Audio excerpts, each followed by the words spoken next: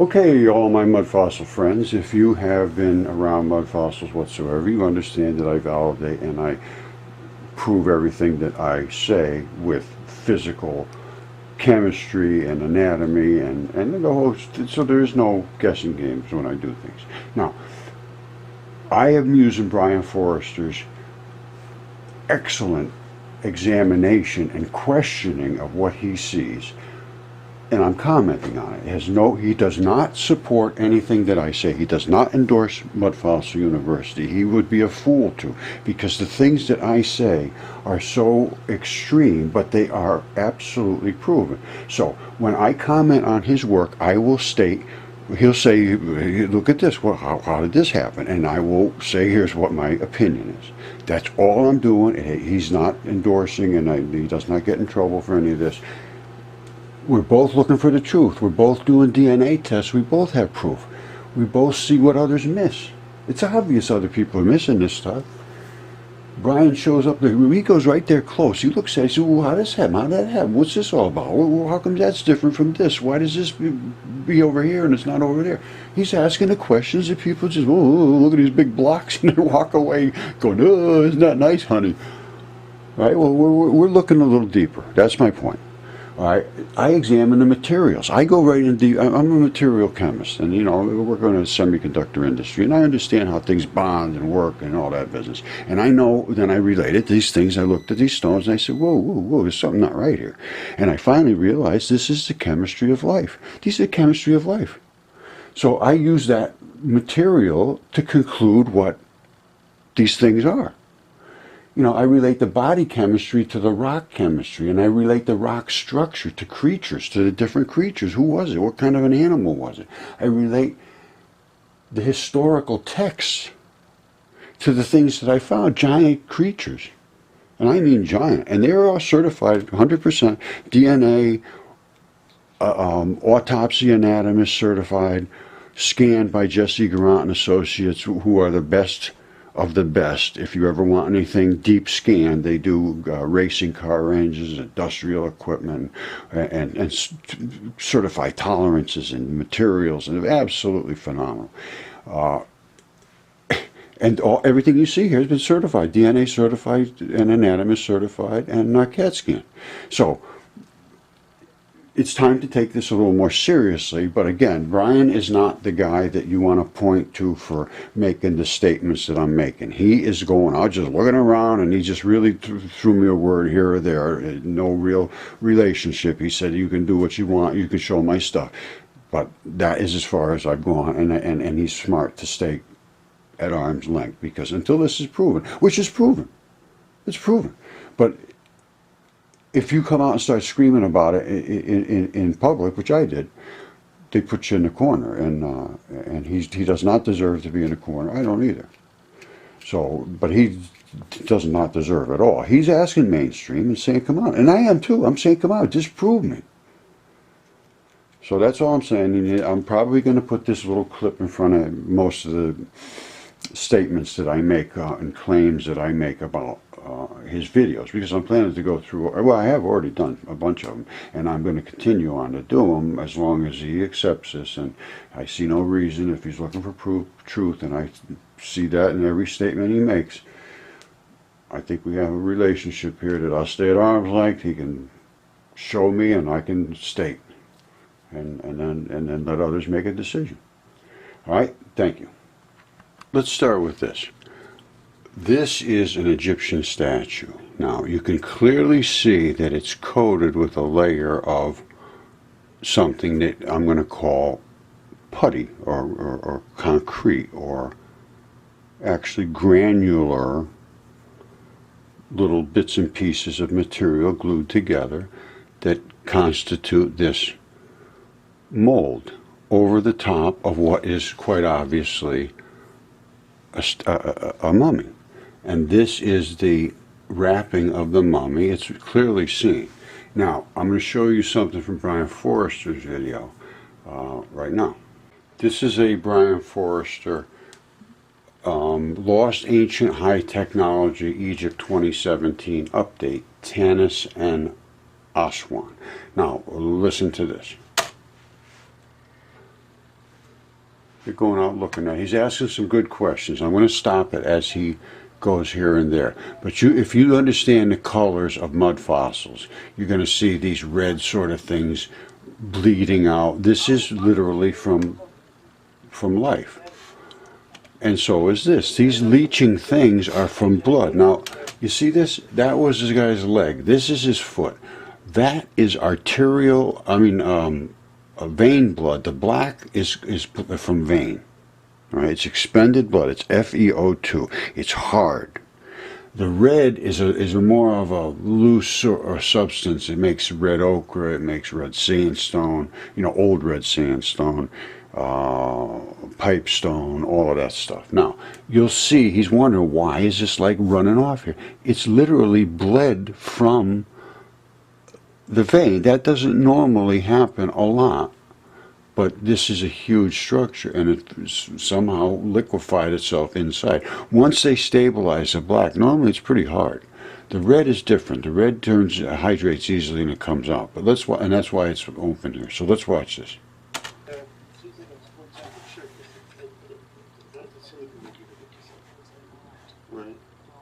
All right, so he said, look, it looks melted. Why is this? Well, it's melted. It's running out of there. It's literally a liquid that oozed out.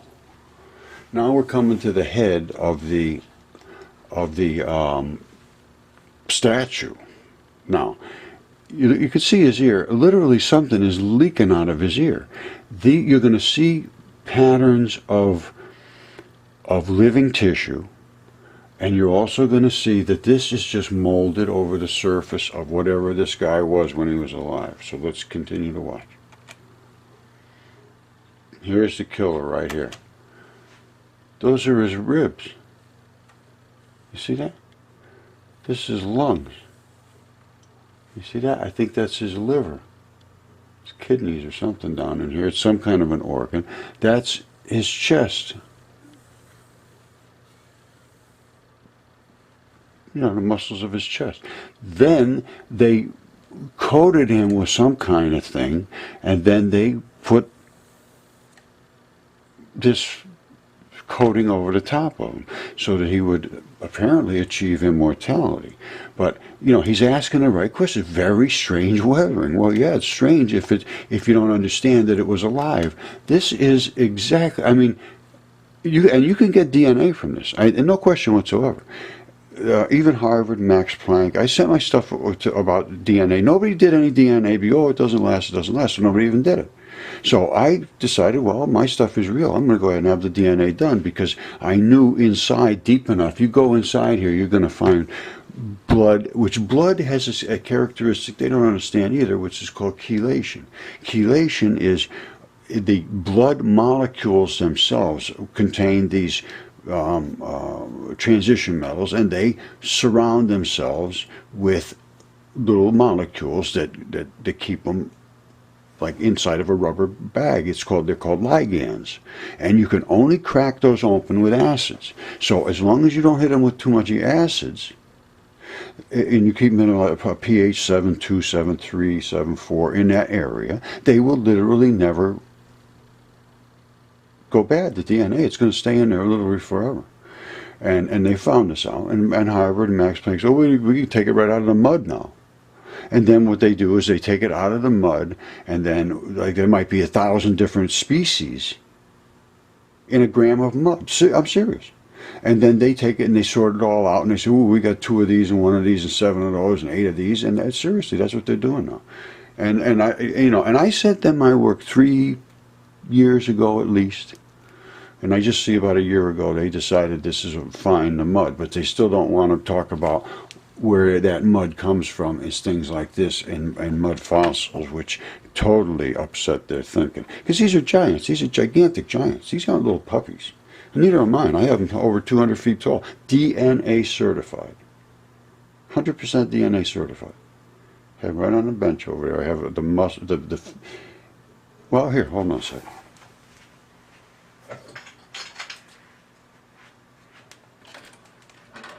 All right, now, this might be a little hard to see. I'm going to try to put it up here in the light. Well, that's not too bad.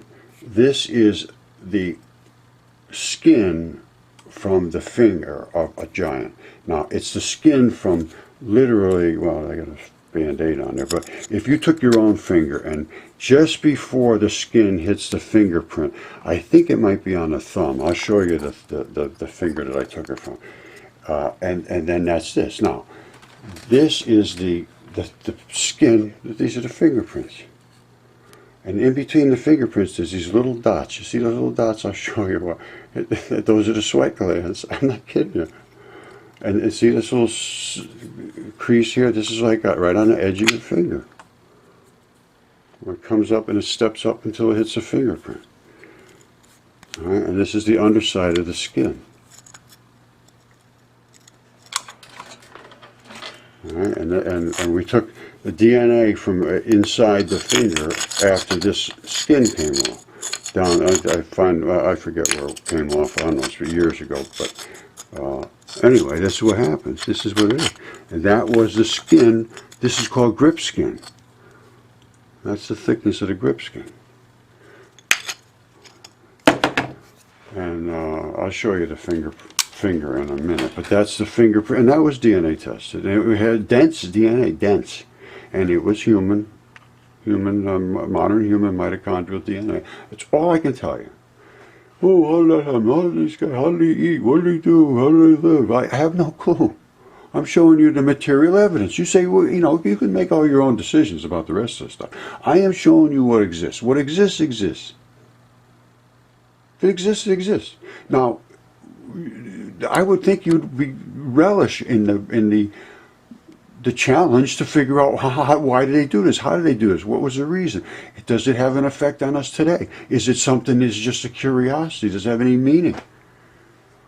All right. So this, and it's very meaningful to me. It's extremely meaningful because I think this shows that there's a lot more to what we have going on than we have realized. That's a creature inside of there. That's his shoulder, and that's her knee. So let's get real. Things are different than we thought. This is the skin I was showing. This is the skin. It's called grip skin, and that it has the little pores in between the dots I showed, and that's the pattern of the skin. Now, as it goes forward here, this is from a video of a video of a video. I show the fingertip, and I can't find, here it is right here. I can't find it anywhere else, so this is the best I'm going to be able to do for you. But it's, well, it's like 3 feet, 30 inches, something like that across. And that fingernail is absolutely flawless. It's so perfect. And I got one yesterday, somebody sent me, of a finger that is absolutely flawless too. These people had very good hygiene. I mean, that fingernail is so perfect. And, you know, and this is what happens. These mud fossil segments break off. I mean, they open up because these were flushed in water and forever waterlogged. And that is what it separates the chunks of bone, because every bone is completely wrapped. Here, let me show you what happens to bones. All right, this is what happens to bones. It's called tunica, and it's I think they call it. Periosteum now or something, but it's this, you see this wrap here, this little triangle, that came around wrapped just like that, and this is a fabric. If you saw this in the microscope, you're going to see it's all little fibers intermixed with a wet bloody substance, and this is a bone, and this, they really literally wrap it like a and the ancients called it tunica, which means like a tunic. And that is what surrounds all of these and completely encapsulates them from the rest of your body. It's, you know, it might be called fascia, you call it whatever you want, but it's a complete wrapping of every bone, and they separate along these fascia lines. That is how they all break apart, and that's why we find them in these particular conditions. They're separated from each other mostly. Alright, this is a 36-inch wide palm of a hand, and that's where the left hand goes off like this. You have a little strip of tendon that comes down just like that. Your thumb goes off like this. We found the thumb, we found the knuckles, we found a few of the fingers, found the palm, and it was DNA certified as a mitochondrial human. You know, and this is ancient protocols done, 3 different DNA tests we had done of 3 different specimens, and they all came back as just what we expected, mitochondrial human DNA. They're anatomically exact, and the autopsy people owns his own autopsy school. Absolutely, it's all completely anatomically correct. So, okay, for those that are interested, here it is, Mudfossil University up on YouTube, and it's on Facebook, and where else we have it here? Facebook and on YouTube. And here is the PDF that is the DNA tests that certify the things that I've been saying are true. There's 3 certified DNA tests there, done with ancient protocols and all that. So it's under construction right now, the website. And I started this research in 2012, and it was totally rejected, and I can understand that.